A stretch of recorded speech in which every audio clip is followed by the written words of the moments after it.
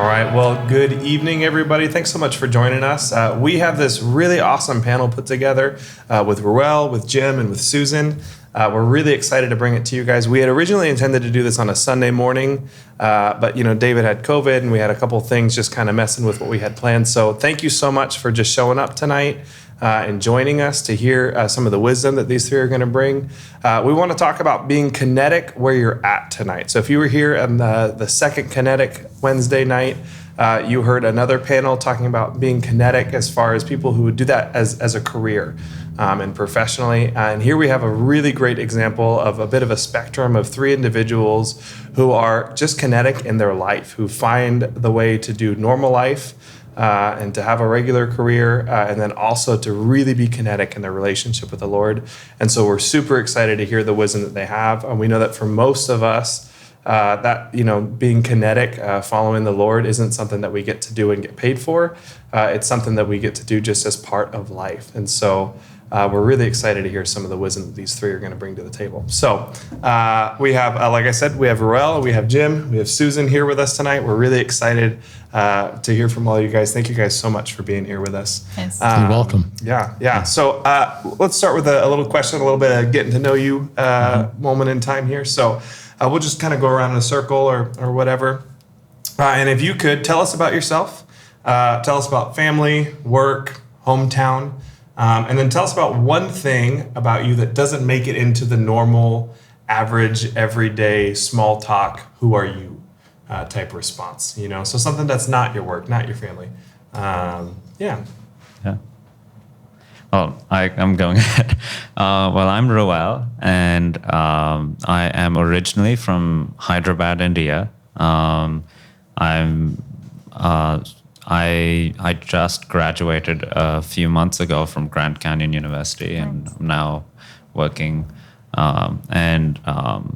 Something very, I guess, that makes that I'm different, I guess, is I'm trilingual. Yeah. I'm trilingual. Wow. Yeah, so I speak English, of course, and Hindi and Telugu, which are two other Indian languages. Oh. My family's in Tucson right now. Awesome. So, yeah. Maybe sometime we can do a Hindi podcast. Yeah.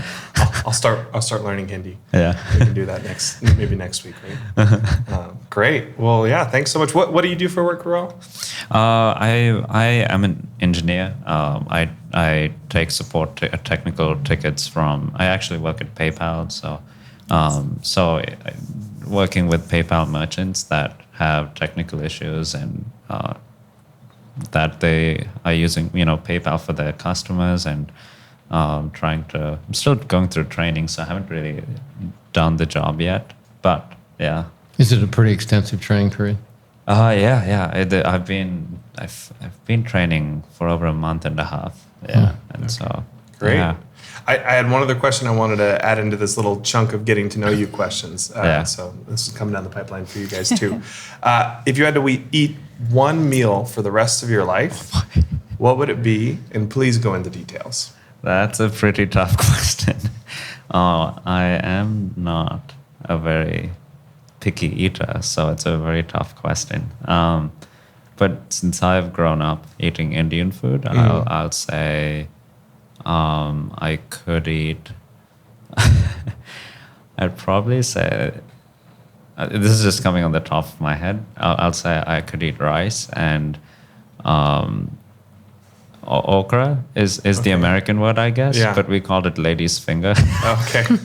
Ladies' fingers are totally different. Yeah. Over here, it's like a dessert. Yeah. Yeah. Firecrackers for you? Yeah, ladies' fingers are called firecrackers. Oh, I've never heard that. They were very small firecrackers. Oh, my mom made like a little sponge cake with whipped cream growing up that she called lady fingers. Oh, okay. Yeah. Like a Three pastry? very different things. Yeah. You will be very disappointed if you have a different perspective on what lady fingers are. Yeah. Okay.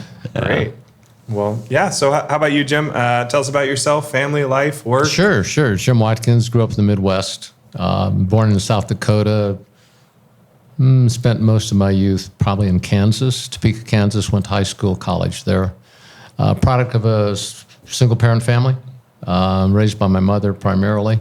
My mother and my sister were my family.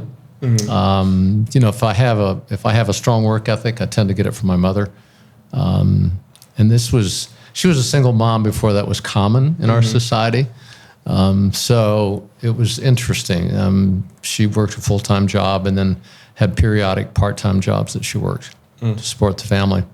I grew up probably with the normal boy teenage habits and vices. Fortunately, none of them turned into addictions. I was able to shed those as I went along. Got married young, which was pretty common in my age range. We married my first wife, Cheryl. She was 20, I was 21. And we were married for 49 years until she died of cancer. Yeah. And you knew her, of Yeah, course. she was wonderful. And my second wife, Angie, we actually met online on Christian Mingle. Yeah. So that's kind of, you can teach an old dog new tricks. Yeah. So we've been married now for about 7 years. Well, a little over 7 years. Very good, wonderful spiritual companion. Yeah.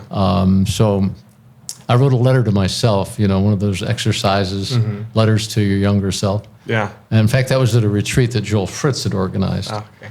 And I wrote to my younger self when he was 6 years old, and I said, now, don't be surprised by this, but you're going to have 2 wives. So it was an interesting letter to do that. Made a career out of sales. Never thought I'd go into sales, but that seemed to just resonate with me eventually. That it was a way to really kind of control my career destiny and get paid for what I produced. Yeah. So I started at a company called Xerox selling copiers. Eventually led me into commercial real estate as a broker, and I've been in commercial real estate for 40 years. Okay. So grown family, 2 boys, and Angie has 2 children, 2 kids, and they're mature. Both are married. She has 4 grandchildren. I have 4 grandchildren. Wow. My grandchildren range in age from 17 to 24. That's fun. Oh. So great grandchildren before too long, maybe. Well, nobody's married. Oh, so not yeah. yet. Okay. Favorite, something people wouldn't know about me is I've climbed a number of mountains all the way from the mountains at San Francisco Peaks and Flagstaff to Kilimanjaro in Africa. Wow. Yeah. So I've gone and some volcanoes down in Guatemala. Yeah. Which was really fun. And if I had to pick one food for the rest of my life, it would be a toss-up between oatmeal and salmon. Oatmeal and salmon. Interesting. Yeah. You could do salmon on oatmeal if you wanted. You said one food. Well, a meal. A meal. I'm not sure I want oatmeal and salmon. One or the other. It's worth a try. And you can tell by my answer that I'm not necessarily a foodie, and I'm in a family of foodies, so makes it a little difficult. Yeah, I don't know that a lot of people would say oatmeal as their one food for the rest of their life. I know, it's kind of dumb. It's pretty low on my list. Yeah, when it comes to food, I see it as fuel. Yeah. It's a little different outlook. Yeah. For me, oatmeal, as long as it's like 30% brown sugar, I'm good to go. Oh, you got to have brown sugar. Preach. Oh, yeah. That's Maybe with some cranberries in there, Yeah, too. yeah. That sounds good. Oatmeal is just a blank canvas. It's not I like a that. good goop on its own. Yeah, you're right. You're right. Yeah. By Great. itself, it's pretty bland. Yeah. Yes. Well, what about you, Susan? Tell us about yourself. Yes, so my name is Susan. For work, I'm now a director of student services at a trade school here in the Phoenix area. Okay. I graduate with my bachelor's here in a few weeks, which is pretty awesome. But 5 years ago, I was a homeless addict. I was pretty lost. My life was in ruins, and I didn't know where to start, to rebuilding that. And so I didn't have a job, didn't have any family to call on, and I didn't want to steal anymore or do things I shouldn't be doing for money. So I remember I was walking down the street like, God, I want to do right, but I don't know how to do that right here and right now. And I saw people's addresses were faded on their curb, and I was like, well, I can do that. So I went and got $2 worth of paint from Walmart and started knocking on doors and painting addresses on their curb. And from there, God is just, by me wanting to do right and do the right things, He has opened doors that just are amazing. Wow. So, Wow. So my career is pretty great now. And then as far as kids, I have 4 kids. I have 3 daughters. They're 26, 24, and 22. And then my son is 17. I have 2 stepdaughters or 2 stepchildren and 3 grandchildren, and they range from 2 that are 5 and 1 that is 3. Wow. So yeah, pretty busy. They're all over the country, so they're not all Wow. here. So. Yeah, that's So, yeah. great. Wow. And a food, I would say I love food from the South. One thing you would know about me is I never went to the same school twice. We moved all over the country. My parents were just going through a lot when I was growing up. And so I love food from the South. So I would have to say fried catfish, collard greens, and homemade mac and cheese if I had right. one meal to Wow. eat for the rest of Yeah. my life. That is a good That answer. All would be deep fried. Yes, all deep fried. That's right. Any food that's going to be on the list Yes, of foods you it should eat has to forever be. should be deep fried. Particularly if they're Southern foods. Yeah. Exactly. I mean, it's not necessarily going to mean that the rest of your life is that much longer, Right? That's okay. but it'll be a good rest of your Good life. ride for out. sure. That's great. Yeah. Well, so each of you guys are here because not only do you just have a job that you do and you do well, but also because you're doing more than just that, because you don't really see your job as the thing you clock in and clock out of, and that's it. You don't necessarily see your boss as your boss, but you tend to live a life that reflects that you see really our Heavenly Father as your boss.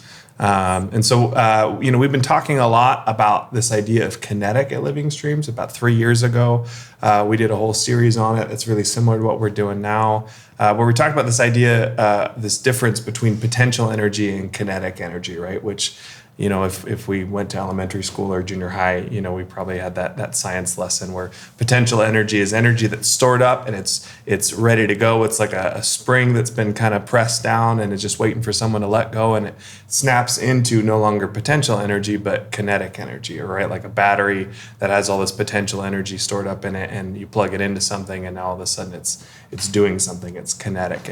And one of the things that I think if you've been around the church long enough, you've probably had more than a few conversations of this general sense of kind of frustration in the church and frustration in our own lives of we do so much talking, and yet we see in the scriptures and really in the heart of God a lot more than talking. We see a lot of doing, we see a lot of action, we see a lot of kinetic. And so we've been trying to scratch that itch a little bit, trying to figure out how do we as a church not just talk, not just have Bible studies, not just have prayer times. Bible studies and prayer times are valuable and meaningful, and we'll continue to do them forever, hopefully. But how do we let those Bible studies and prayer times turn into something kinetic, turn into something that goes outside of the 4 walls of the church, and turn into actually doing justice and seeing kinetic righteousness? And so you are 3 of the people at Living Streams. There are probably tons of people at Living Streams that we could easily have on this panel, but you're 3 of the people who really, it seems clear that in your life there's a lot of kinetic. And so the question I have for you, just to kind of get things rolling a little bit tonight, is how do you get kinetic? And why do you get kinetic? Or rather, I should say, where do you get kinetic? What does it look like? What does that mean for you? Where is the place where you're doing ministry just as a lay person, as someone who's following the Lord, and why do you do that? So we can go in any order. Sure, I'll go. So I, since I got sober at a rehabilitation facility and we couldn't leave to go to church, I asked them, could I start bringing church into the facility? And they said yes. And so every Sunday I go into a women's rehab where they're not able to leave. They're just freshly getting sober. And I just go and preach my heart out that God loves them, and and wherever it is that God is telling me to tell them, and out of the Word of God. And I'm just so grateful someone told me about Jesus, that it didn't matter what I had done in my life, that if I really wanted to give my heart to Him and I really wanted a new way of life, that I could become a new creation in Him. And so I get to demonstrate that to men and women in rehab. Because, drug addiction is ruining families, ruining lives. So many people that are in recovery, when they get sober, their kids are with CPS. Everything is ruined, and they don't know where to begin to rebuild their life. And there's no better place than on the rock that is Jesus. You know what I mean? And to make that clear, to give them an opportunity to make a choice for Him if they want, to come to the end of yourself and to be presented with the truth. It's just a beautiful moment. And I'm so grateful that someone took the time to do that for me. And so I want to spend the rest of my life doing that for Him. Yeah, that's really cool. I think you kind of answered a little bit the why there, but what brought you to that particular place, and what was the transition for you like as someone coming out of that and then someone, presumably feeling a call from the Lord or something along those lines into actually engaging in that? So I became a born-again Christian when I was 20, and I fell in love with the Lord. I fell in love with Jesus. I wasn't raised in a family where anyone modeled that for me or taught me any of that. I had an encounter with him that was profound, and I eventually walked away from that when I got involved with alcohol and things like that. And so for him to free me from that and to be able to know what it's like to be in such a dark place where you love the Lord and you can't be free from something that has you in a bondage like that. And then for him to come so graciously and to set you free from, it's so important to go back and tell others that it's possible for them too, And so I just know that for every one person that is reached in that way and they make a decision to change their lives, those are children that now have a mother or a father again, it matters. And sometimes I don't get to see the fruit of it. I go and I do this and then they go on and either relapse or stay sober. And God has always just told me, one plants, one waters, and he gives the increase, and to just be faithful in planting the seed. And so I know, like, when I get to heaven, it's going to be a party, and I get to see all of the fruit from that. So, yeah. I don't know if that answers the question. No, absolutely. Did you have any experiences where I think you said something along the lines of someone telling you that it's possible? Yes. Is there like a story you can always say no, but that you want to briefly unpack as far as like you experiencing that? Sure. So I had 3 kids by the time I was 18 years old. I lived on my own since I was 16. I was in an abusive relationship that I ran away from, and this girl kept inviting me to church, and I just kept telling her, listen, check it out, lady. I'm not going to church. You know what I mean? I didn't even understand why she would want to invite me. But eventually I gave in and I went, and it was a play called Heaven's Gates, Hell's Flames. And when Jesus would stretch out his arms in that play, I would just start bawling. I didn't even understand what was happening. But I just knew that I was looking at love, and I had, ended up going up and making a choice to give my heart to the Lord. And no matter where I've gone since that moment, I always can look back and be like, God, you walked into my life because somebody presented you to me, and I made a choice to let you into my heart, and you've been faithful even when I'm not faithful. And so, yeah, man, I just want to show up and tell people the same thing. That's cool. What they do with that, I can't have any control over, but I'm going to show up and give it to them anyway. Yeah, that's cool. I love how the Lord does that, how he takes, like something that he's done in our life where he uniquely showed us a facet of his love, of his pursuit, of his strength, of his redemption. Yeah. And he just says, and I did that for you and just for you, but I also did that to show you how to do this really well. I think that's just such a beautiful thing. What about either of you guys, as far as like, where do you get Kinetic? Why do you get Kinetic? What does that look like for you? Each of you really do that in some really different ways. Well, Kinetic talks about using energy and applying energy, and I think I get a lot of that, as I mentioned earlier, from my mother, who was pretty work-oriented and a hard worker. So I grew up working a lot of jobs, even in high school, even before high school. So I worked a lot as a young person, then as a young man. So that work ethic has always resonated with me, and I'm happier when I'm busy. And when I'm not busy, I'm looking around for something to get busy at. And there are lots of ways to be distracted by that. But an encounter with Jesus when I was 34 years old kind of set me on a little different path. I still continue to work hard in my profession, coach my kids in Little League and soccer and things like that. But really started a lifelong study of the Bible and being involved in Bible studies. First Bible study fellowship and then community Bible study. So that became a passion for me. And I think, gosh, I've been studying the Word for 40 years. You'd think I'd know it better. But like last year in community Bible study, we studied the Gospel of John. And we studied it probably 10 years before. Yeah. And it was like it was all new to me again. Yeah. You need to be refreshed. You need to stay in the Word. Yeah. And you need to memorize and make it really relevant and personal to you. So once the kids were raised, and we were empty nesters pretty quickly, like in our mid-40s. So we had time for other things. And then as I got later in my career, I realized that the demands of my career were going to start to wane. And it was kind of a scary moment, like, what do I do with that free time that's being freed up where I'm being less productive in my career? Where can I put that productivity? And a Christian mentor of mine said, why don't you just stay home a day a week and just pray and ask the Lord what he has in store for you? Well, I didn't stay home a day, but I stayed home a few hours. and I began to ask the Lord, what do you have planned for me in this next stage of life? And over time, he revealed a lot of opportunities. And my prayer is, thank you for these opportunities to serve you in different ways than I expected to. Thank you for any fruit that I might be able to produce because of that, and any gifts you've given me that I can exercise for the kingdom. Yeah. So that's become a mid to later life goal for me.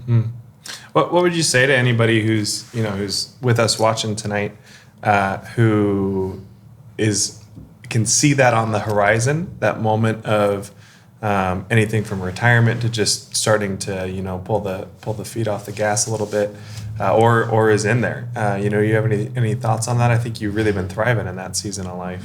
Yeah, I do have some thoughts on it. Don't retire too early. I'm still not retired. I still go to the office every day. I still work there. I don't work real hard at real estate. And I have some partners that kind of do the heavy lifting, and they let me hang out. Yeah. But it's like working with old friends because we founded this company 30 years ago. So I remember somebody gave me a saying once, said, don't go where you're just tolerated, go where you're celebrated. And I'm not sure my partners celebrate me, but they do more than just tolerate me. So there are a lot of friendships there that have been formed over the years, and that makes that very enjoyable. But I can go to the office and I can sit in my cubicle and I can do work for Living Streams. I can do work for Phoenix Rescue Mission. I can write some lectures for Bible study. Nobody bothers me. And sometimes they want to know what I'm doing. And there's a few fellow Christians at work, and I'll write a lecture, and they say, well, hey, would you email me a copy of that? So I get an opportunity to reach out to a few people there. Tell us a little bit more about that. I know, obviously, because I work at Living Streams, that you're chairman of the elder board here at Living Streams, and I think also chairman at Phoenix Rescue Mission. Is that right? Correct. So tell us a little about how you serve in that way. That's just a really unique way to serve. You're taking some unique life skills and applying them to some ways that I know, at least at Living Streams, and I hear the same over at Phoenix Rescue Mission, is a huge blessing, but very different.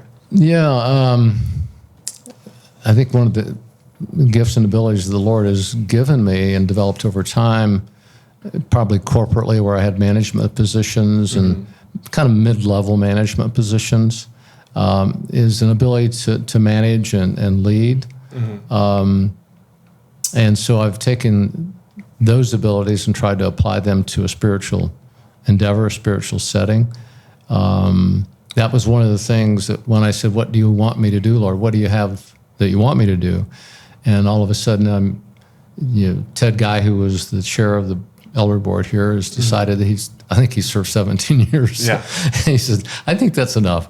So I was tapped to do that, and I think I've been doing it for about 10 years, and I've seen the elder board grow into a really engaged, spiritually formed group.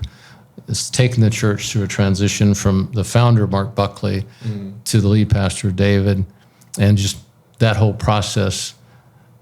We've had many churches tell us that process was the envy of any church that was making a change because it was so smooth and well thought out.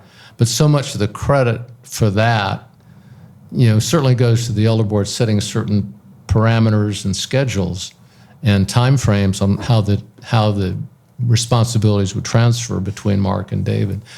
But more so was just Mark and David be fully engaged in it. They'd known David since he was in diapers. So there was a long-lasting, almost fatherly relationship there. And Mark was able to take a very impactful leadership style and kind of dial it back and say, it's David's turn, I will support him. And David obviously blossomed in this and has taken the church to new levels. And I've been privileged to be part of the process, which was carefully, prayerfully done. So one of the board members, our oldest board member, Chris Schoenleb, got involved with Phoenix Rescue Mission 8 or 9 years ago, and he just said, "Hey, Jim, I think there's a good fit here. I think you should join the board." And Chris has always been an advocate for me, and I followed his advice and went and joined the board.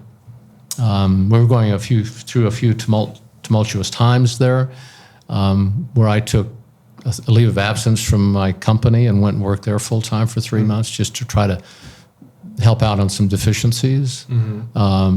And we did a leadership change there, just like we did at Living Streams. Yeah. And that's gone extremely well. And so I've been the chair of the board. I'm finishing my second year. You serve a 2-year term there. Okay.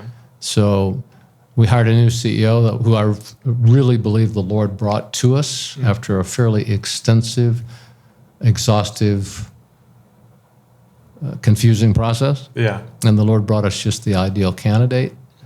He started in February of 2020. 30 days later, It's good timing. COVID hit. To start. So it was management by crisis almost immediately. Yeah. Wow. But for a lot of reasons, PRM has really prospered during COVID. We were really careful about intake to not bring anybody infected onto the campus and protect our campuses and the health of our people. But the compassionate people in our society just opened their billfolds, and we've had tremendous fundraising years. Wow. Just about 3 weeks ago, we were given $1 million by the Piper Foundation. Wow.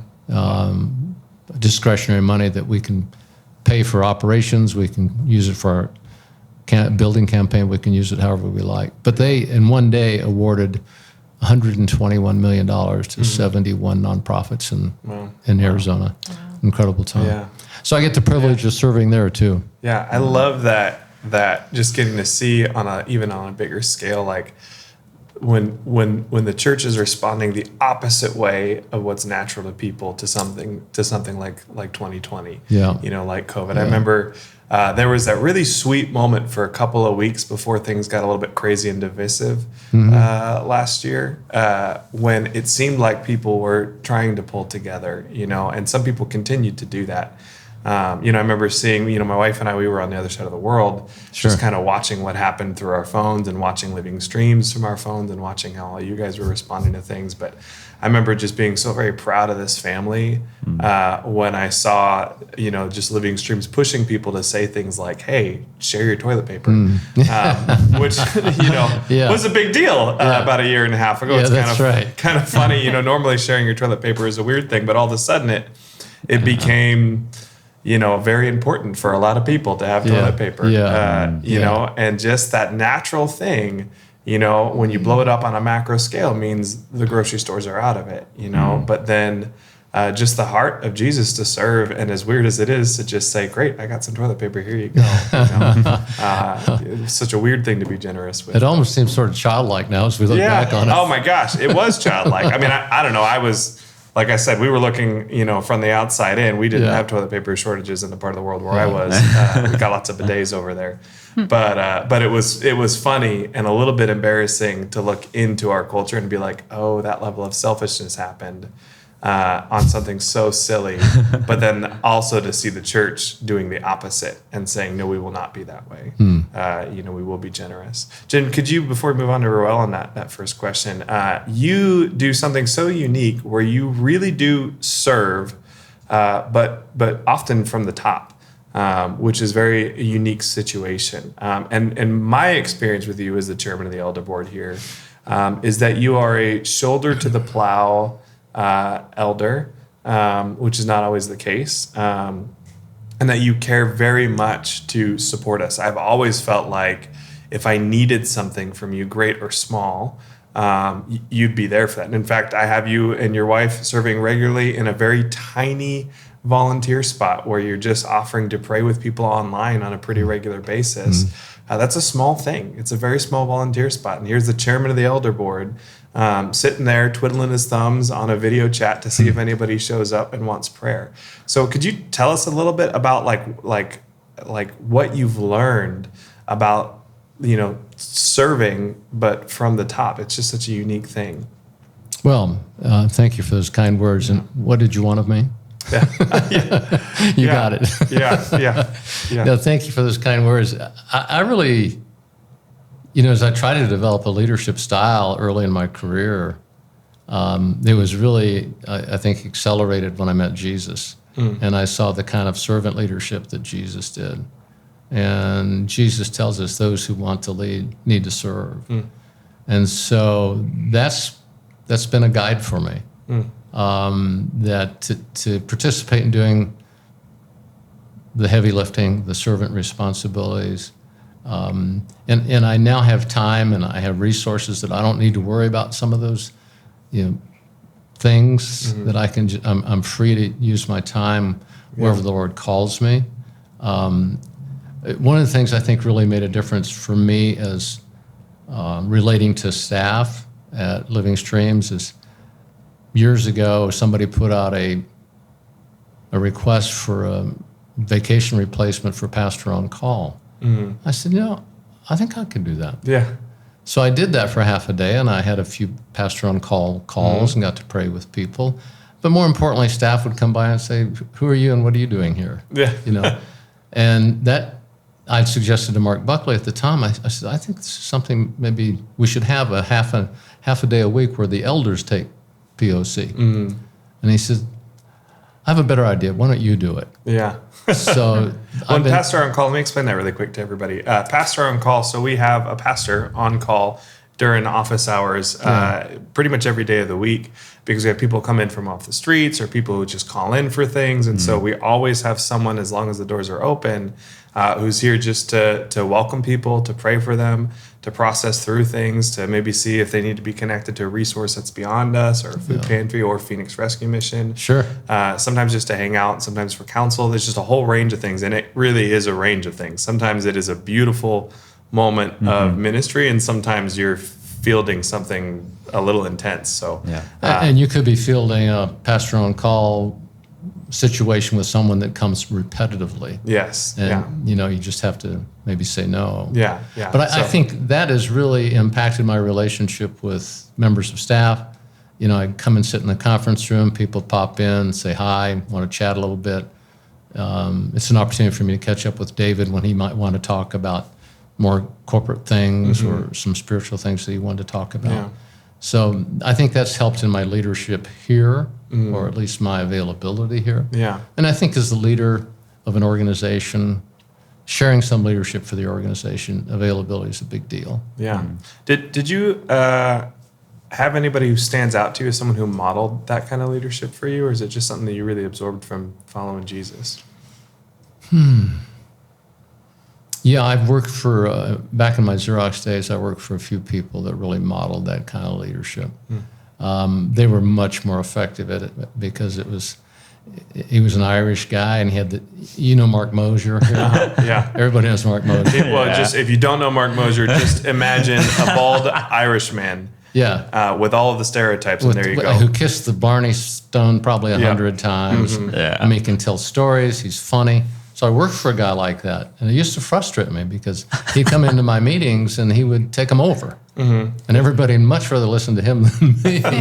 But I learned some of this interacting skills. I mean, Mark Mosier, you just like to be around him because he's so full of the Lord, but he's also full of a lot of vim and vigor. And, he's just an interesting guy. And so I worked for a guy somewhat like that. Probably, Mark, a little more suave than you, but he was, in case you're watching this, Mark. Yeah. So, I've had some people impact me. But, you can learn a lot from negative leadership, too. And you can say, I don't think I would have done that. Yeah. I'm working with a guy now. I mean, I'm working with, on my board responsibilities, I'm working with two tremendous leaders. And I'm working with David, who I think is just so gifted in leadership. And David will say, I'm an introvert. Yeah. But yet he's able to do those extroverted kind of things. And when he gets on the platform and starts speaking, people pay attention because he's telling truth and it's from the heart. I remember when my first wife died, David and Mark both came to my house immediately. And I ended up spending more time with David, kind of processing grieving. And I thought to myself, because David at that time would have been in his mid-30s. Yeah. And I thought, how does this young man have so much wisdom? How can he guide me, an old man, through a grieving process? Well, it's because he's been a man of sorrows. Yeah. He's had a lot of sorrow in his life, but he processes it with his eye on the Lord always. Yeah. Like, what can I gain? What can I learn? And what can I communicate to my flock about how you handle these circumstances? Yeah. So he's a tremendous leader. Yeah. Ken Brisset at Phoenix Rescue Mission is a tremendous leader. So it's been a privilege to kind of walk alongside them, help them in any way that I can, support them, and learn from them. Yeah. That's great. Yeah. It's like a laboratory of leadership. Yeah. It's such a blessing. I mean, not all of us get this lucky to have some examples that we can point to say, this is who I learned that aspect of Jesus from. I remember to the same point of really that servant leadership. I remember I used to work at a Coco's years ago for 5 years. I worked there. I remember when I was Coco's. younger. Oh yeah, Coco's. It was a weird relief to my soul when they tore down the Coco's at PV Mall. Now they tore down the whole thing. Yeah, that's true. The whole mall's gone now, right? But it was like, the stress streams can finally end. But I remember I had I had a lot of different managers, but 2 managers that I can compare that was just such a stark difference. I had one manager who was my general manager for quite a while. And he was a perfectly reasonable manager. Nothing, he wasn't a bad manager at all. But I do remember one instance there.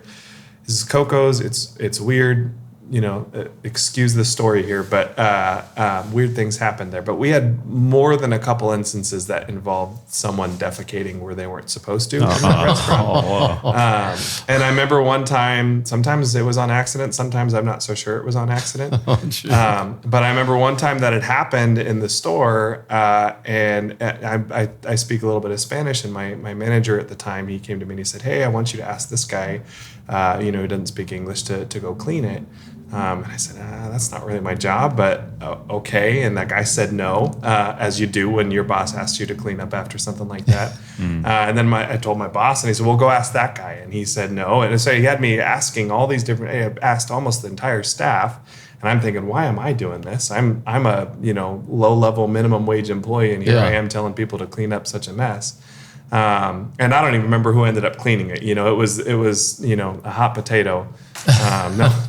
Well, So to speak. yeah. Anyway, but then I had this other manager, Carl, who eventually became the general manager there. And Carl was such a follower of Jesus that it was crystal clear to me that he followed Jesus, even though he wouldn't spend a lot of time talking about it necessarily with his employees. But I remember one time that had happened. It was a Saturday morning. We were slammed, and someone had defecated in the lobby. I don't understand how it happened. It will blow my mind for the rest of my life. And Carl didn't say anything. I mean, we found out, and everybody's talking, and it's kind of funny, and we're like, and everybody's like, who's gonna have to clean that? Carl didn't ask a single person to do it. He grabbed a bucket and some rags, and he went and he dealt with it all on his own. Wow. And I remember I would come in, with other managers to work when I was a host, when I was 16, and they would say, hey, here's a rag, go bus those tables. And I would think, I'm not a busser. Why am I bussing a table?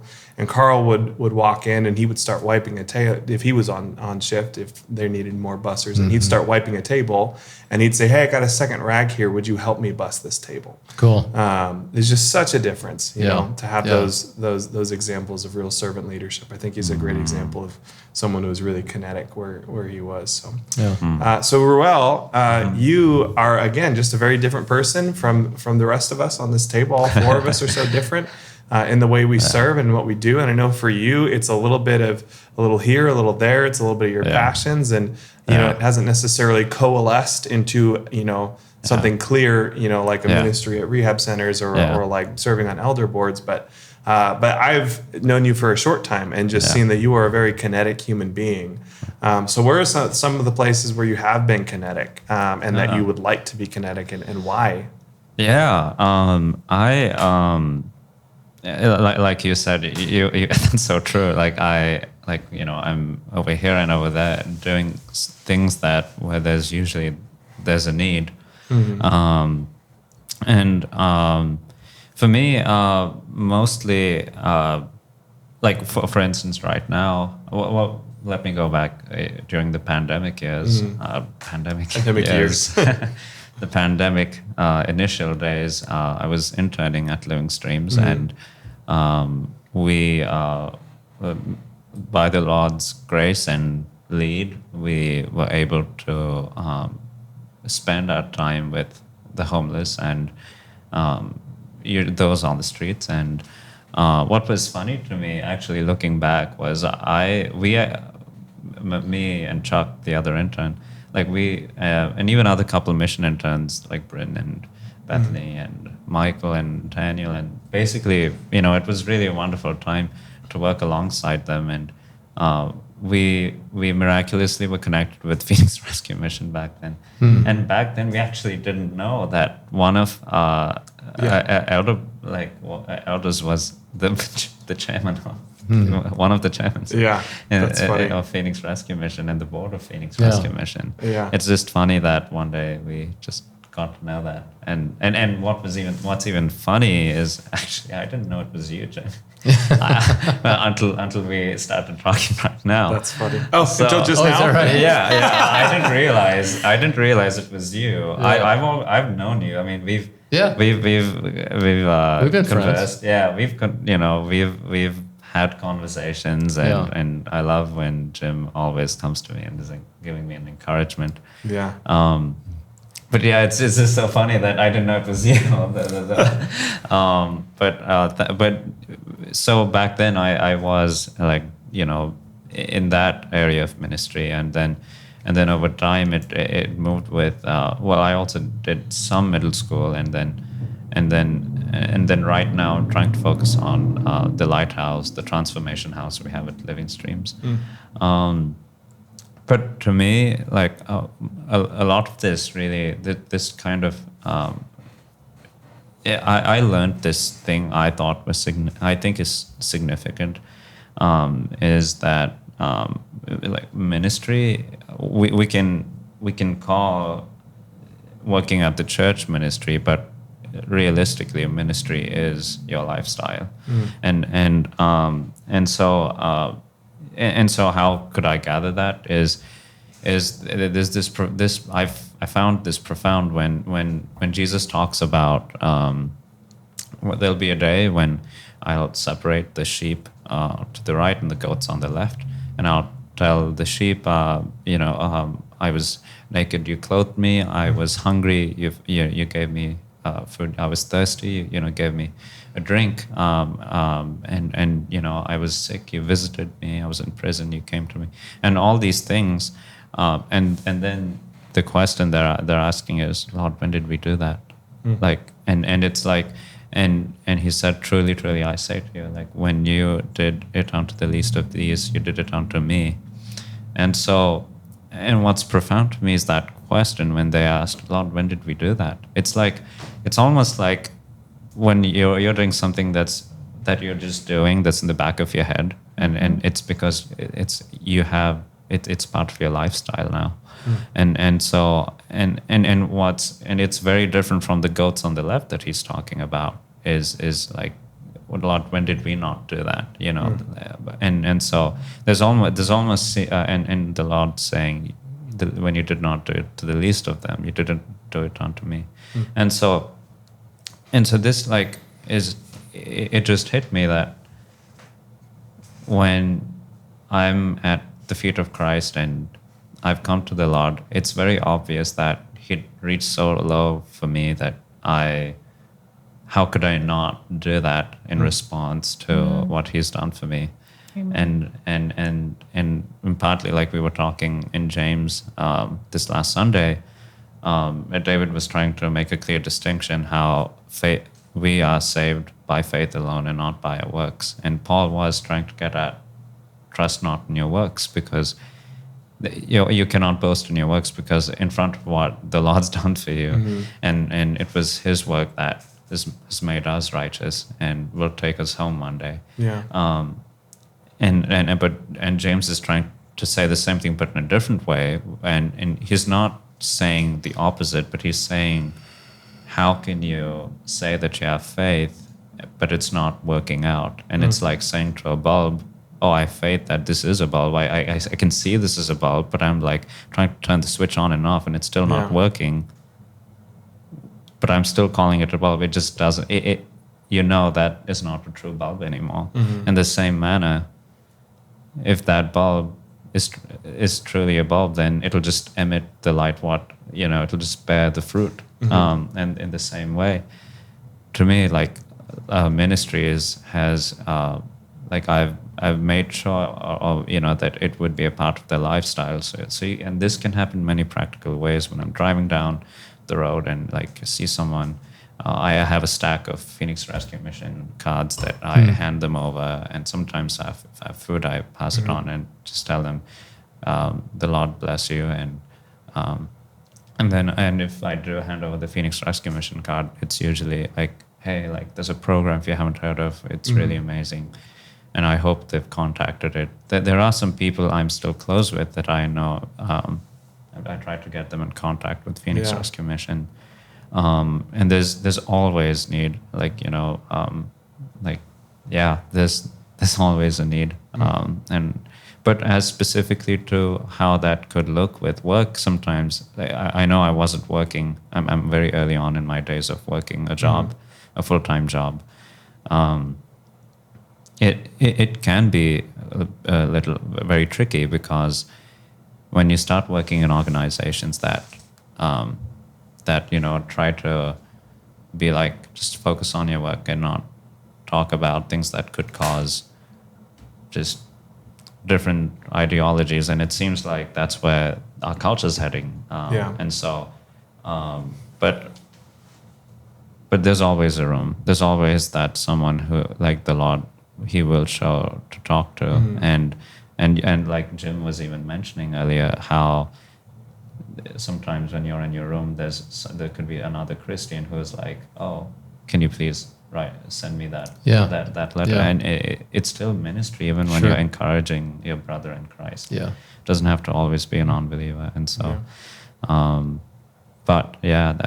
that's another thing I would say is, last year around FAM nights, when we were focusing on evangelism, David put this quote up from Charles Spurgeon, and he said it bluntly. Charles Spurgeon was like very blunt. He said, "If you're a Christian, you're either a missionary or an imposter," and that's so true, because your lifestyle is doing ministry and living out for Christ. That's well put and a little That's convicting. good. Ruel, I know last summer you talked about that just a little bit, but I know last summer something really cool happened, and I know you certainly wouldn't want to take all the credit for being the catalyst. I know there was something cool that the Spirit did, but that you were kind of caught up in, as far as really towards the ends of what you were just saying, with all those summer interns and then COVID shutting down all the opportunities. I know my wife and I, we were, like I said, on the other side of the planet. And at one point we were hoping we were going to have some missions interns. And then it was like, well, no missions interns. Maybe you guys can go to Mexico. Well, no, you can't go to Mexico. Maybe you can work with this organization. Well, no, you can't work, because everything just kept getting access to everything got shut down one after another. It went from, being what could have been the coolest summer for missions interns ever. We had people in Italy. We had people in Southeast Asia. We had people in Mexico. We had people all over, to you're all stuck. But something really cool did happen. And you guys were able to see the Holy Spirit use you to be catalysts for something really, really wonderful. Could you kind of briefly tell us about what that looked like and what that was? Last year when COVID hit, actually, to go a little before that, I signed up for a mission internship at church, and then the church staff didn't really know how the internship that year would look like, and so and that year, Pastor David was leading the mission internship, and even he wasn't as sure how the structure would go, but he still had his. We did have talks, and he gave a lot of messages regarding the idea behind missions and everything. But and so the plans were to go to Belize and do these things, and even with Phoenix Rescue Mission, drive with them and reach out to the homeless. And in those days, we didn't get to do that. But what really sparked this was there was actually an interesting story behind. Well, I guess how the Lord started leading us was it started with this quick story that I'll share. One of the interns was driving down during the heat in the summer, and in Phoenix, and he was driving down to get some lunch at McDonald's, and he happened to see these two men on the side of the road, just struggling to fill their hunger, and so one of them was found to be searching for food in the trash, and one didn't even have the strength to get in the food, and he was just eating dust from the ground. And so shocked by what had happened, the intern went to McDonald's and got some food for himself and for them, and stopped by, gave them food, and they just took and started eating. And he went and he said, "God bless you," and went away. And then another day, he saw them again, but this time not as desperate as the other day. And so he again got food, and he came back to them and handed them the food, and he said, "God bless you." And right before he left, there was one of them stopped him and said, "Hey, I want to tell you something." And then the intern looked at him and was listening, and he said, "That day when you gave us food, I was eating the dust from the earth, and I had nothing. I almost was going to die. But when food came in front of me, I looked up to heaven and said, 'Surely there's a God who's in heaven.'" And that just hit the intern, and he was sharing with us, and then we started and then we said to ourselves, okay, there is definitely a need, and so we took some time to pray on our personal lives. How we didn't have jobs back then, and we were just thinking, okay, let's just go get food with someone and just talk to them and see if we can talk to them about the Lord. And as we agreed upon that, and as we were trying to do that, we weren't any experts or anything in ministry, but within 4 days, there was an instance where Gary at the food pantry, where I just happened to ask him, do you happen to have extra food or milk or something? And he was like, "What do you mean?" I said, "Well, just food that's close. Maybe that's, that may not stay for long, but we could give out." And I thought he'd just bring a few packs, but he ended up bringing us an entire cart. And so we and the intern went out, and we tried to do.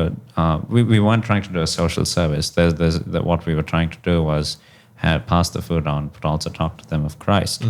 And so, in doing so, something interesting happened that day. One of the ladies, she noticed how we kind of parked the car and walked all the way just to meet her in the middle of the intersection. And she asked us, the first thing she asked us was, "Are you guys missionaries?"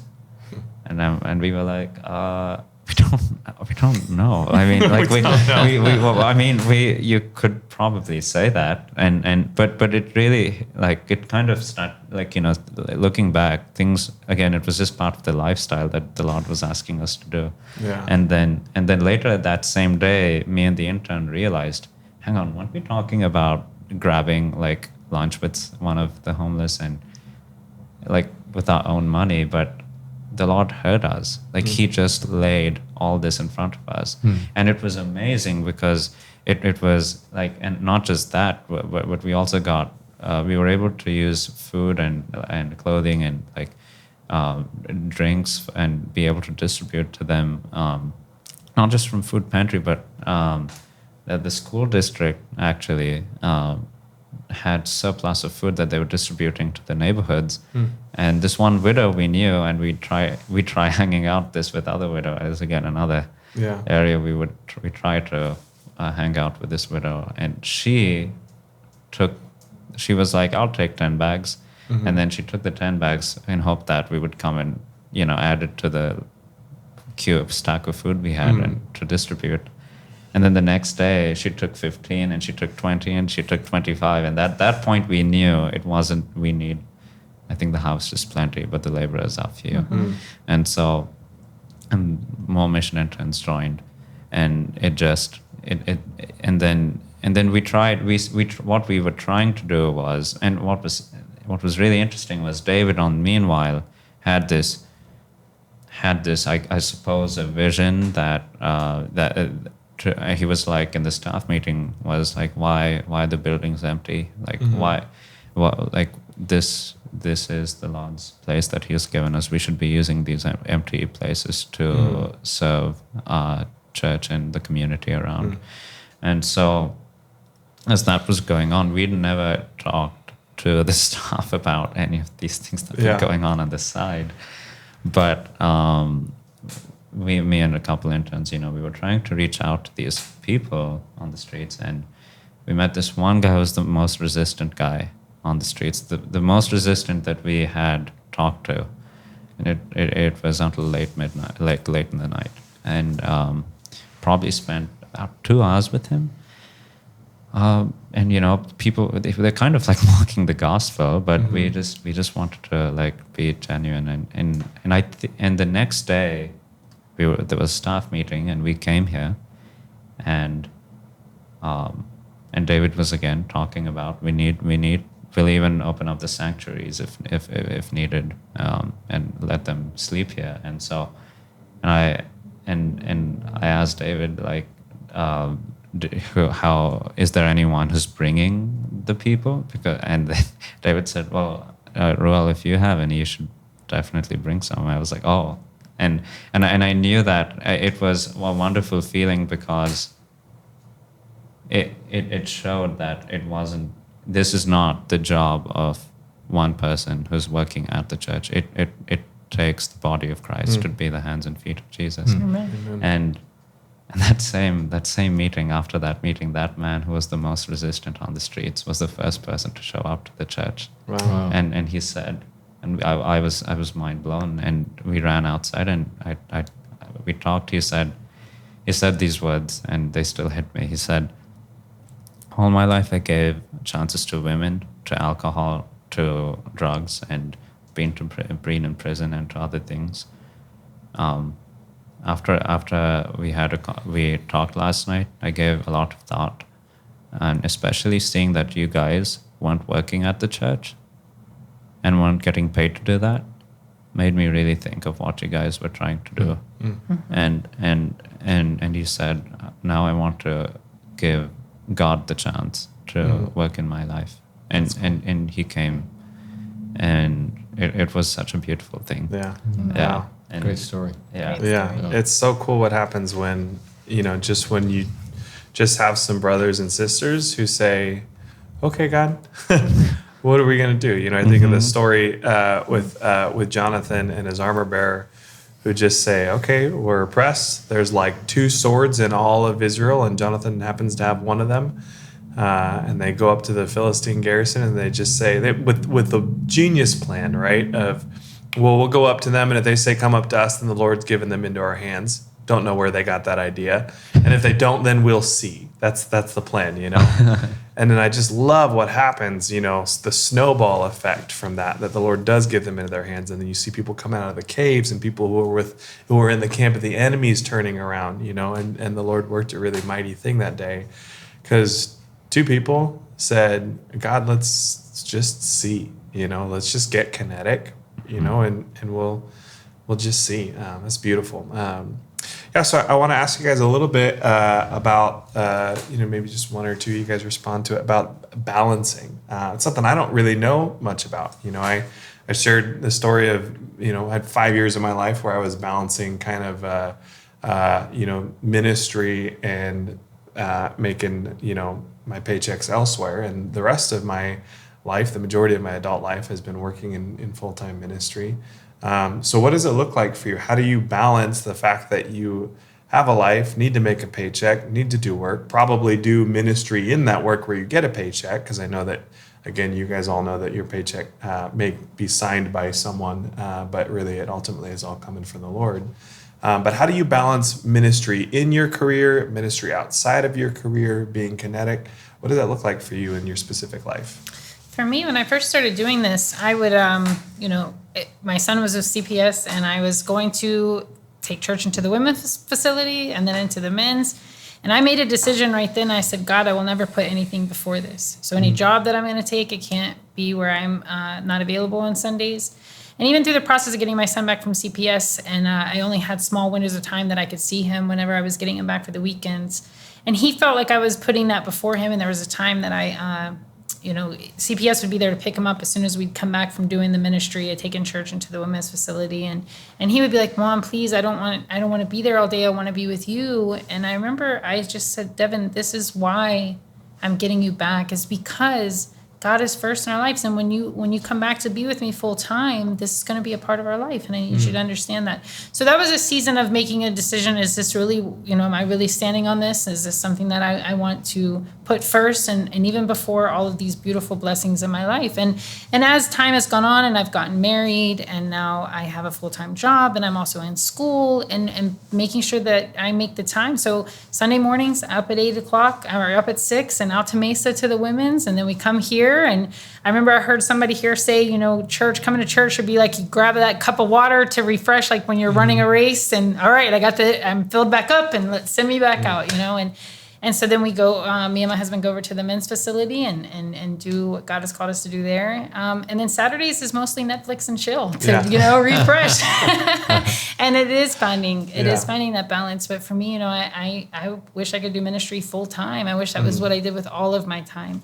So I never want to be so exhausted from everything else that I'm doing for them. I mean, that's what matters, because like you had said, when we stand before the Lord, I tell people at the ministry, what does it matter if my whole funeral is packed with people that say, man, she really loved the Lord. Yeah. But I'm standing before him and he says, I never knew you. I don't know who you are. Like, you never, I can't imagine what would be the point, Yeah. And so, I don't want anything to become more important than whatever it is that he's called me to do, whether it's big or small or however I feel it makes an impact. Yeah. Just to remember that everything else is temporary. That job, that paycheck buys me temporary stuff in this temporary place. I'm more concerned with what is going on in my eternity today. So I feel like I'm hearing you saying, as far as that balance, it's priorities on purpose, and it's Sabbath. Having those things. I used to do something with my youth leaders when I was the youth pastor, where every once in a while, when I could sense people were really struggling with knowing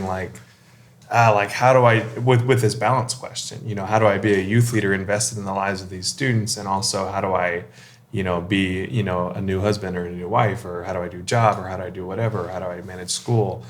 And whenever I would sense that was happening on the team, we'd take a time and I'd ask them to kind of write down all the things that are taking up time in their life.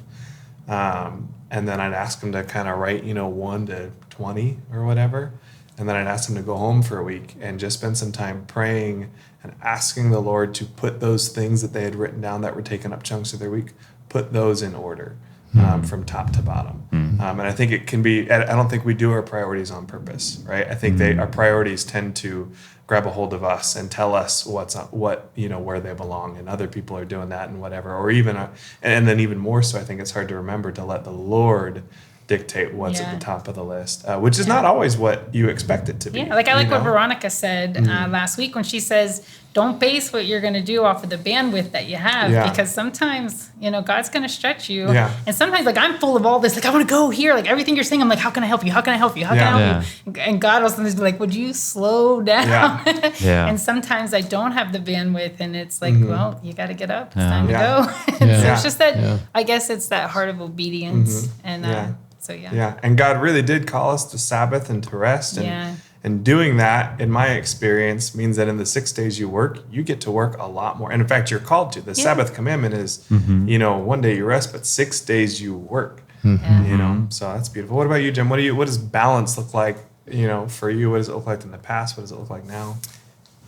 Well, I'm at a stage now where balance is a lot easier to achieve because I don't have the responsibilities of parenting.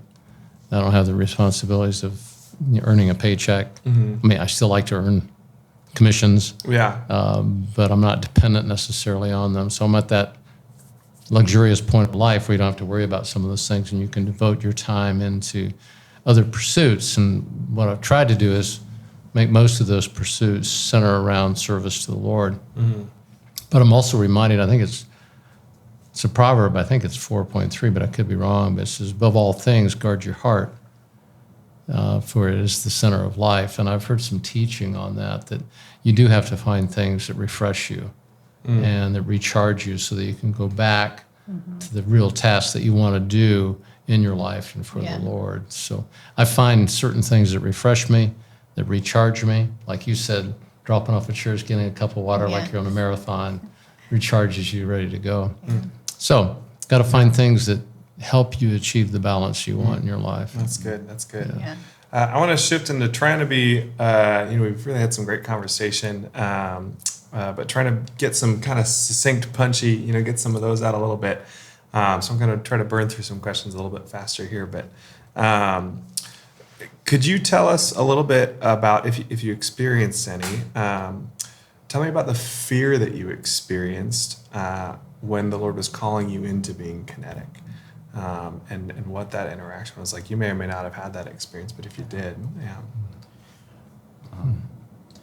I remember when pandemic hit, I was still back in Tucson, and my semester had just finished, and I was watching the news every day and just seeing the conditions worsening every day, especially hearing Italy and all those crazy stories. And the internship was in 2 weeks, and so a thought came to mind: should I, for this sake, as the scripture does say, of abiding by the governmental laws because they're trying to do good because God's using them, and to work as well. And so I was thinking, should I listen to that and just sit at home and do nothing? And it was an interesting thought. But I actually I had a talk with one of the interns, and what do you think? And I know his heart was all in. He was like, I don't know what's going to happen, but I'll just go in. And then I just took the time. I just knelt and prayed, and I said, Lord, what do you want me to do? And then I opened the Bible, and I kid you not, this was the first verse I read. It was from the passage that Jesus was talking in Matthew chapter 10. He says, "Fear not what man can do to the body, but not the soul. Rather fear the one who can destroy both soul, destroy the soul, body in hell." But what was comforting from that passage was, in that same passage it ends with saying, "Fear not, you're of more value than the sparrow." Wow. And then I realized, well, in this case, man's not coming after my body, but there's this virus that's coming after my body. And it was a decision I had to make. Okay, I'm going out there, not saying that nothing will happen to me, but if something did, I know that it would have been in doing the work of the Lord, and it would be an honor in His name. That's and awesome. So thankfully the Lord guided me in that season, but that fear was there, and that season I don't know how I got out, but that's been a key verse to me that always sticks to me. Yeah, thanks. What about you, Susan? The fear for me is who am I? Who am I to go and to try to make Jesus known to people that are lost? Am I going to mess this up? Am I going to say the wrong thing? Am I going to do this wrong? Is this, you know what I mean? Am I doing this in my own strength? You know what I mean? I still struggle with that sometimes. That fear of does this matter? Does this make a difference? Does this help in any real way? But then I just have to lay that inside, and my heart with God is God, I just love you so much. I just want other people to know you, and here I am. So I love to talk. These people listen to me for an hour. I hope I don't say anything wrong. I hope I'm not misleading them or not, or distorting the truth in any way. So that's why I was so grateful to come here to Living Streams, where I feel like we're being taught the Word of God. I love how Pastor David really takes his time and breaks down the Word, and my husband really enjoys that as well, because our heart is just really and truly to be a blessing, to help the lost come to the truth, and it has to be the truth, not my version of it. So I guess just the fear of misrepresenting Jesus in some way, or you know what I'm saying? I don't ever want to do that. So it's just having that fear of, am I the right person for this? And I guess it's just overcoming that and just stepping out, because like you said, the harvest is plenty, but the laborers are few. I just want to labor for the Lord, and so I just pray and hope that just keeping my heart in that position, that, he's, I remember hearing a sermon that said, even when a kid was trying to help their parents clean the window, but they use grease instead of Windex. It's the heart behind it, you can't, so if I'm messing it up, God, just show me, bring good people, godly people into my life to be like, oh, that's so cute, but no, do it like this, And so I'm grateful that, I've been able to meet people here and continue to do so, that I just hope will help me grow in my ability to reach others, and just surround myself with godly people to help me in my growth and things like that. So Yeah, wow, that's great. Next question I wanted to ask you guys, unless were burning to answer that one. Well, I think maybe I could add something to Yeah, okay, go for it. And part of my testimony is because I've had more history with the Lord. I've been on the planet longer. I've had more opportunities for Him to impact my life. Sure. Yeah. So I think one of the motivations I have in serving the Lord is simply out of gratitude, because I can look back over the seasons of my life and some of the challenges and difficulties of my life, and I can see that He's always brought me through them. Yeah. Even when I didn't proclaim Him or think that I knew Him, I think He had His hand on me. Yeah. Because there are times when based on activities or just accidents, I could have been dead. Yeah. And He saved me for greater purposes, I believe. Wow. That's beautiful. So I think that testimony just creates me a sense of gratitude that I really want to, for the remainder of my time, I want to serve Him in any way that He calls me to serve. Yeah. And I'm not particularly a cautious or fearful person, but there are times when I lack confidence in a certain situation. But and in those circumstances, I'll pray before, guide me through this, give me the words. Like driving here tonight. Didn't know what kind of questions you might ask. Lord, have the Holy Spirit give me some words that might be appropriate to say to any questions that are asked. So there's a real reliance, I think, on a longer term relationship with the Lord. And I think Susan's interesting because she had it at young, then she backslided, and then she came back to it and stronger than ever. Yeah. I'm not letting go this time. It's a mess out there. I'm convinced. I don't want to go back. I'm convinced you aren't. Man. So the next thing I wanted to ask you guys is what are some things that it's cost you? I know if there were a list of a handful of things that you could say to the church in our culture, I think you could say one of the areas that we could really, and I don't mean Living Streams, I mean the larger church in Western culture, it can be so easy to sit instead of follow. It can be so easy to that potential energy, right? And we love convenience to our own detriment in our culture, not just within the church, but certainly without. And so I've certainly experienced in my life, Kinetic brings a cost. So what are some of the things that it's cost you to be Kinetic and not be comfortable and sit down in a nice, white picket fence relationship with Jesus? For me, it can be heartbreaking. You get close to people that you see are suffering, and they don't make the change. I've, they say in recovery, get a dress, get a suit, because you're going to attend a lot of weddings and a lot of funerals, and it's very true.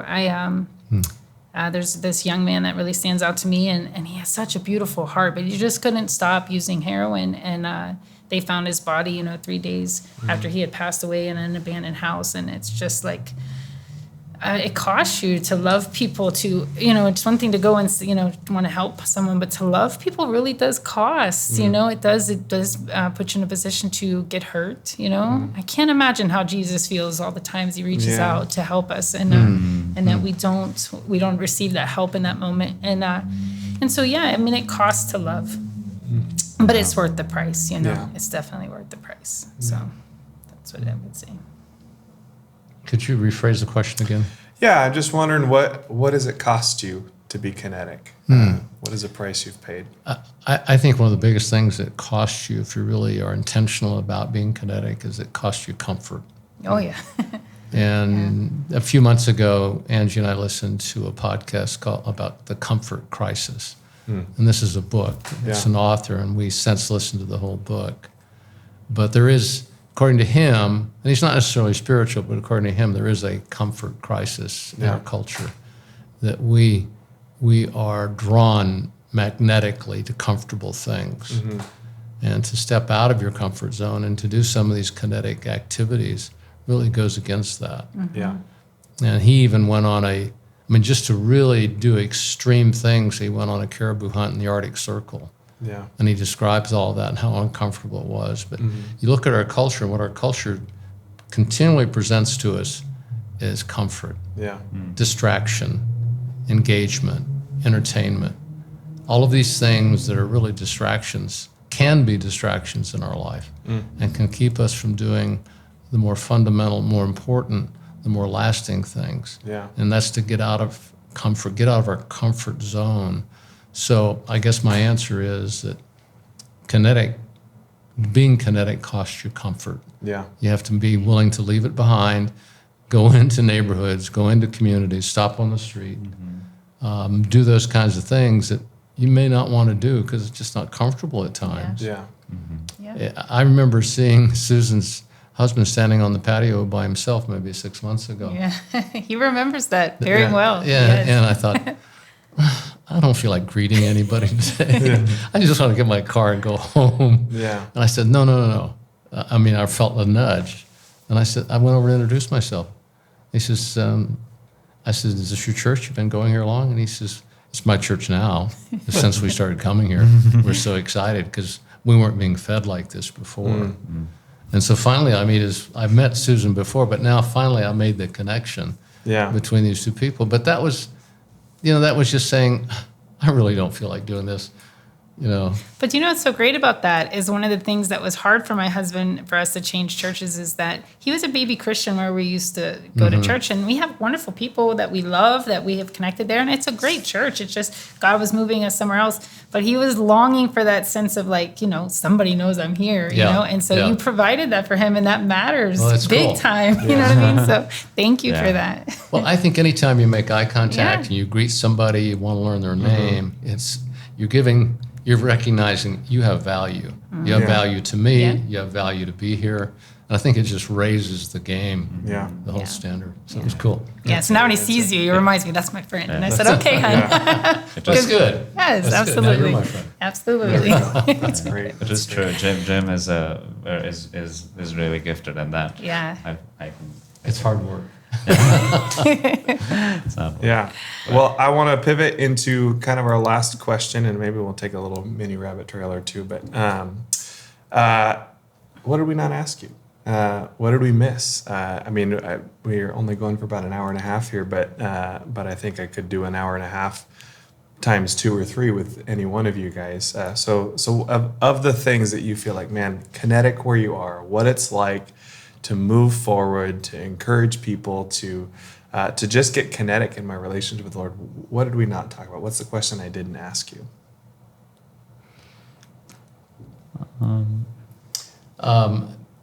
I'd like to highlight something that we do in our home. And this goes back, and I can connect it to a couple of things in my life.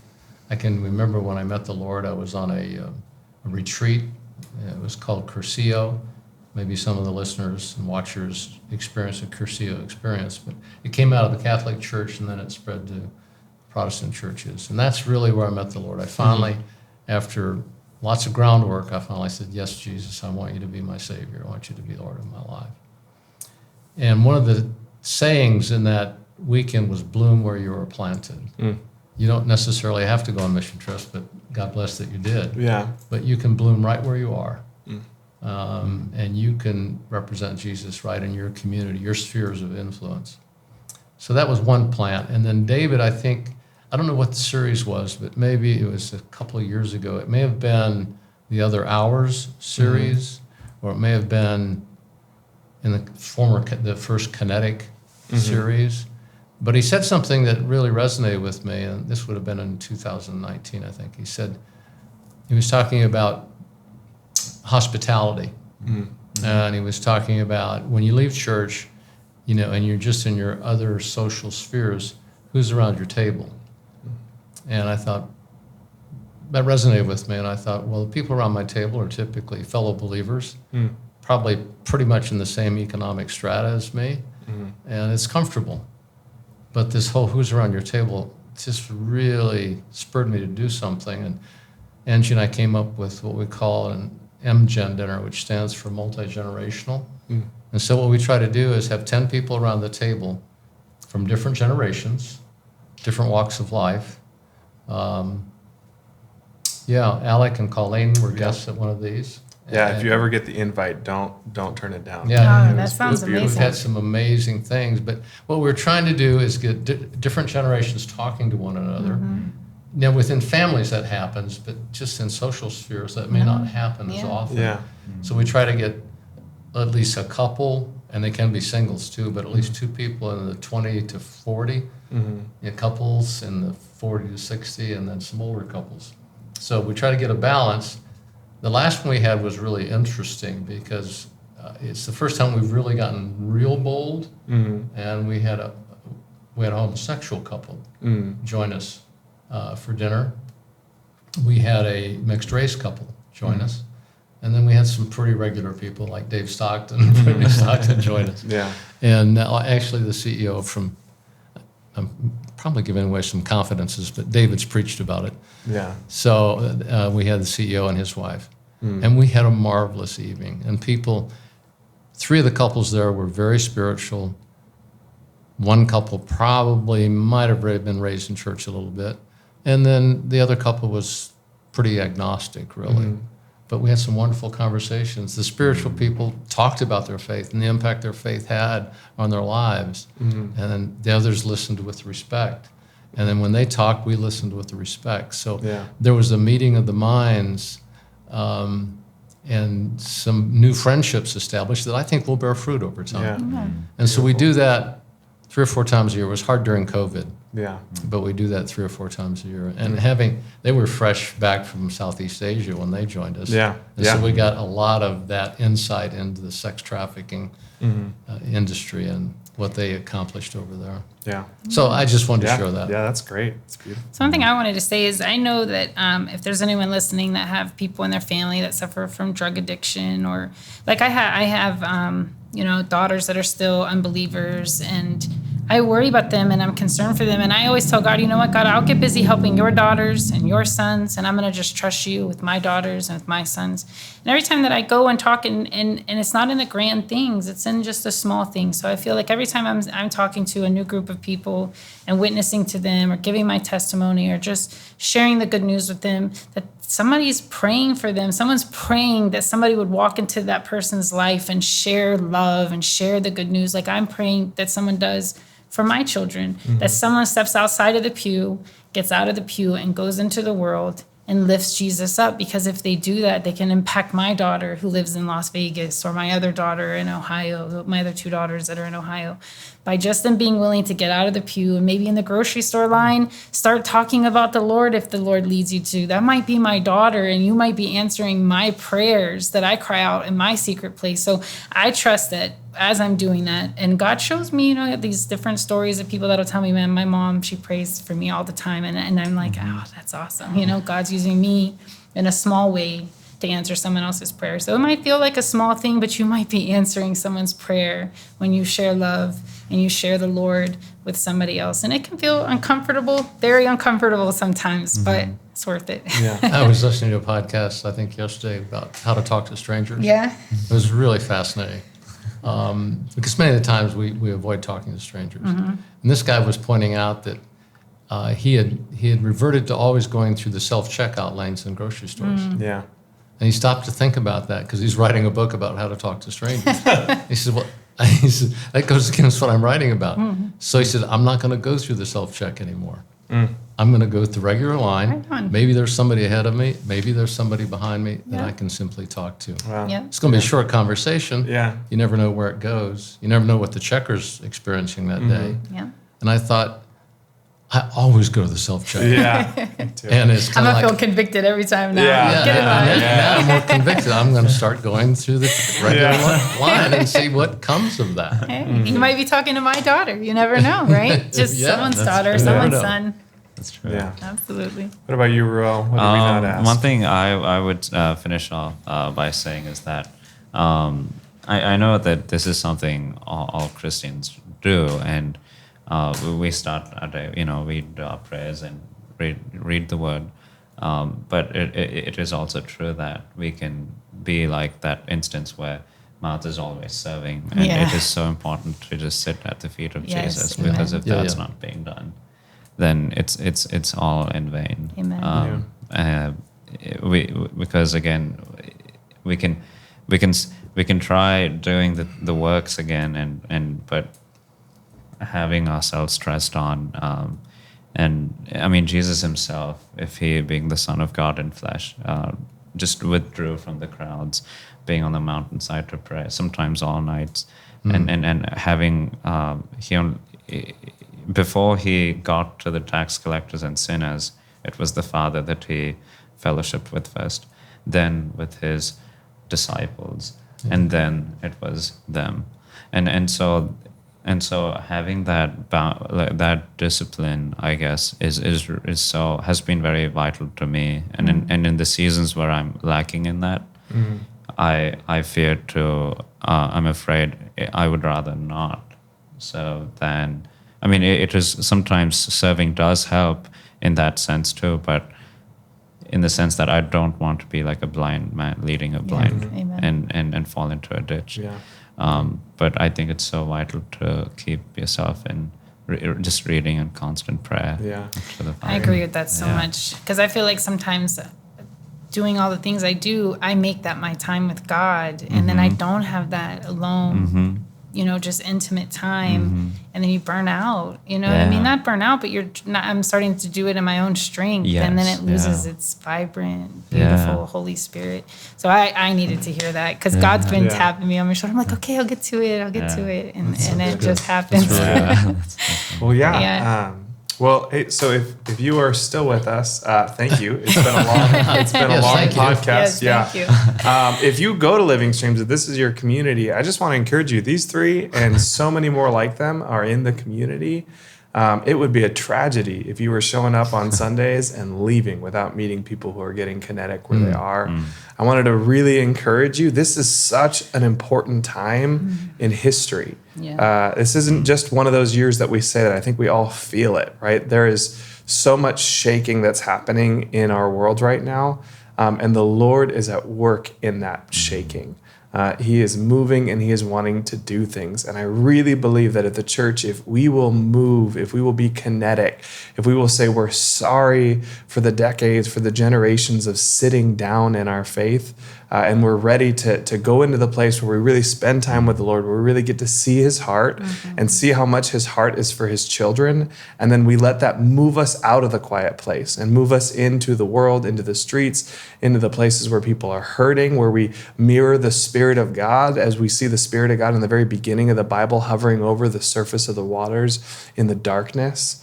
If we would enter into the darkness and respond and be kinetic, I think we might just see the next revival, the thing that so many of us have been praying for when we are sitting down. And so I just want to encourage you, church. You're doing a great job. Church, don't miss this opportunity. Church, let's be kinetic. Let's get disrupted. Let's pay the cost that it costs us, the discomfort and the hurt and the heartache that comes with loving people. And let's really just do this. Thank you so much for being with us. We really appreciate you guys. And thank you guys so much just for hanging out with us, for talking, for sharing your wisdom. Again, I wish we could just do this forever and ever and ever. And thank you just for having real open conversation in a venue that people can witness and experience that. So It's been a blessing. Thank you. Yes, very Thank much you so. guys. Thank you. All right. Well, I think that's about it. Let's have a good night. All right, Goodbye, good night. church. Good night, guys. Yeah. Good night.